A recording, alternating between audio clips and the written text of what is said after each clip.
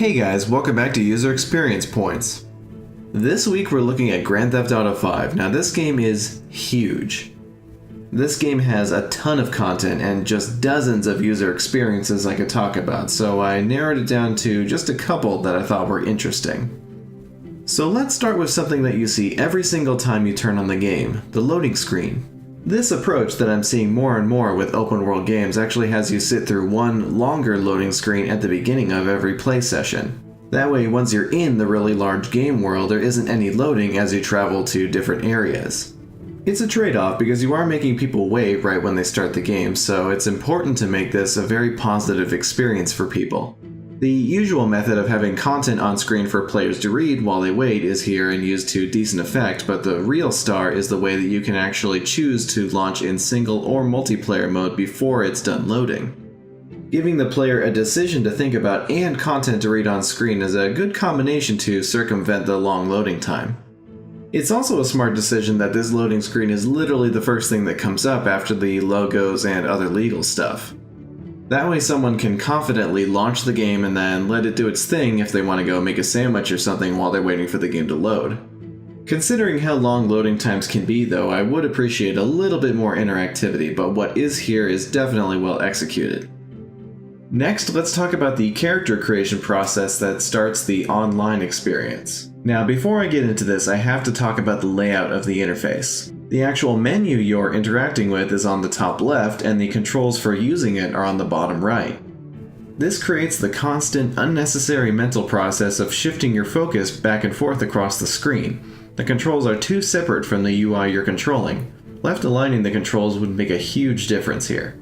The actual creation process is pretty cool though. It's amusing that you can decide your base appearance by essentially shipping characters from previous GTA games. At least I assume they're from previous games. The only one I recognized was Nico. This starts the experience out pretty positive, rewarding players of previous GTA games. It's also just really creative. I like it. After deciding which GTA OTP your character was spawned from, it's time to iron out the details of your face, which you can do using presets or controls similar to what Dragon Age Inquisition had. I'm not sure how I feel about some of the facial presets being considered standard, though that's not really the type of thing I talk about in this show. But maybe on a different one. Anyway, I like the placement of extra settings for whichever part of your character you're currently customizing. You get the grid meter for when you're adjusting facial presets and a color meter after you've selected a specific hairstyle. After seeing some more of this interface, you might have noticed one of its other problems. The indication of how many items are in a list is incredibly minimal in vertical lists and non-existent in horizontal lists. This makes it really easy to miss stuff and can create some frustration when you're scrolling through 45 different pairs of sunglasses. Whenever I see a ton of choices like this, I think back to the visual approach that was taken in the character creation screen for Dragon's Dogma. It's a lot easier to compare this many different options when you can see a bunch of them on screen at once. Now let's look at the tutorials that follow character creation. I appreciate that each time you create a character you can play the tutorial again, A because I needed the footage and had already done the tutorial, and B because it's just good design to allow someone who's rusty to be shown the ropes again. Unfortunately, this tutorial is pretty frustrating. First, let's talk about the pop-up messages that explain the features, and eventually we'll tell you the controls and pretty much everything you need to actually do in the game. Why are these so small? I mean, God forbid some of the screen real estate gets sacrificed to make these things legible. I don't always need to look at the pretty graphics, even if they are really pretty. Though if you're on a PS4, you can get some mileage out of that zoom feature that was added in the recent accessibility update. That being said, I do appreciate the consistency in placement. I just wish it was a little easier to read these things. After the opening cutscene and info dump, you're dropped right into an online multiplayer match with other people who are playing the tutorial. That's a pretty neat idea, but dropping the player right into the interface for a normal multiplayer match is not. I mean, what's a new player even supposed to do with all this stuff, especially when they're being timed? And before you can even finish getting the chance to understand what's going on in this interface, suddenly you're customizing a car.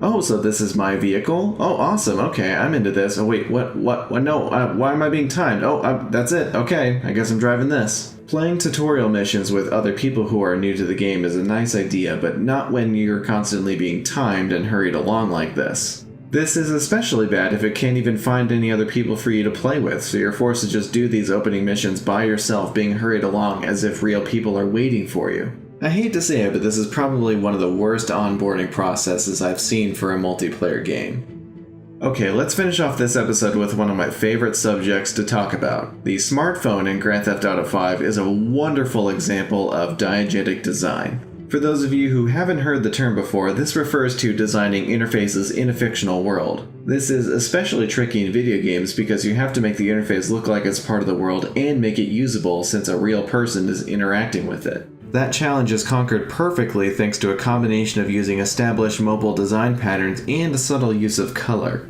The icons used in the phone's interface are instantly recognizable by anyone who has an iPhone, and the remaining controls are identified by colors that match the buttons on the console's controller. This makes the controls still look like they're part of the world, but still communicates that information to the player directly. It's awesome. Whoever designed this gets a UX high five. I'd also like to briefly touch on the browser that you can open through the smartphone. I could do a whole episode on all the different websites that are in this thing, but I mainly want to talk about the keyboard that's used in it. This is unfortunately an example where diegetic design wasn't necessarily the best answer. I mean, it's functional, it's a keyboard, and you can move a cursor around to select the key you want to type, but the PlayStation 4's actual keyboard is way more easy to use thanks to a bunch of shortcuts that are mapped to buttons on the controller, and I'm sure it's the same way on the Xbox One, for example. There's also one last thing I want to mention that's specific to the PlayStation 4 version of the game. See, by default, any audio coming from the cell phone, like when you receive a call from another character in the game, all of that plays through the controller speakers rather than the TV speakers. This means if you have the controller's audio turned off, you won't hear any of your cell phone calls and you're never given any indication why. Just a friendly reminder to my fellow designers, always think of every possible use case if you can. And that's all I've got for this week. As always, thank you so much for watching. I'd like to take this opportunity to announce that this is actually the last scheduled UXP episode for the time being. It was a tough call, but I think I'm making the right decision. Short version, I'm taking a break from producing a new episode of UXP every single week, but this is not the end of the series, I can promise that much. If you'd like to know more about what's going on with that and the future of this channel, click that video in the top right of the end slate. Either way, I just want to thank you all for the support that you've given this show. It means the world to me. And I can't wait to show you guys what I'm working on next, so please stick around, don't unsubscribe to this channel. The wait will be worth it. See you all next time.